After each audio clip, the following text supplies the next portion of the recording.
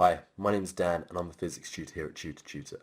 Today I'm going to be looking at the worst answered questions on the Unit 1 Jan 2010 paper. So question 3 looks at how electrons absorb energy from photons and then emit from a metal surface. So part 1 is asking us to explain why the kinetic energy of an emitted electron has a maximum value. So E equals hf, meaning energy equals Planck's constant times by the frequency. So as all the UV radiation has the same frequency as it says in the question, that means that the energy of all these photons must be exactly the same, as h by definition is a constant. So once an electron has enough energy, it will leave the metal surface.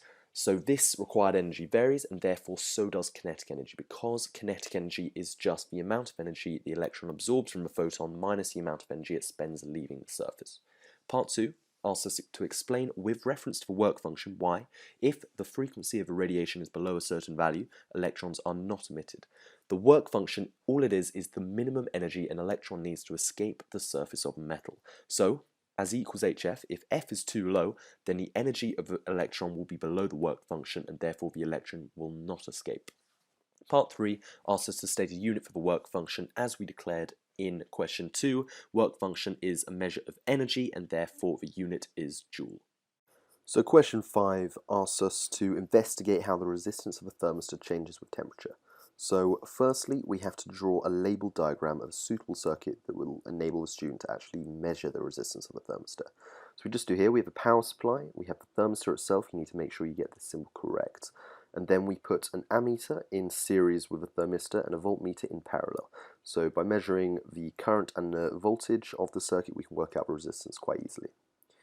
Now, Part 2 asks us to describe the procedure the student would follow in order to actually take these readings. What experiment are you going to do? So the thermistor is in a circuit with a voltmeter and ammeter, or you can say with an ohmmeter. Either one's correct. That is your first mark. Secondly, you have to say that the thermistor is going to be heated. Now we'll use a water bath because it's easiest, and then a thermometer is used to actually measure the temperature increase. Then by measuring the voltage and the current at different temperatures, and then just doing resistance equals voltage over current, the resistance can be found.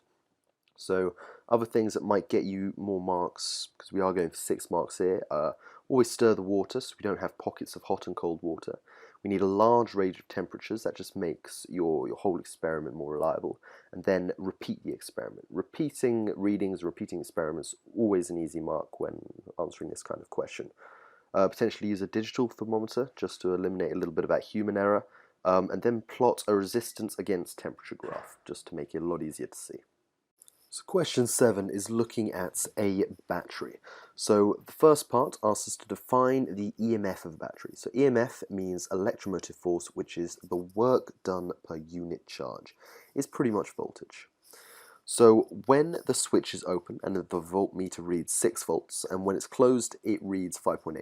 So you've got to explain why these readings are different. So when a switch is closed, we can see that a current will run through the battery. So voltage is lost to the internal resistance of the battery. Every battery has an internal resistance, and by passing current through it, we are wasting energy through that. So 7b, we need to calculate the internal resistance of the battery.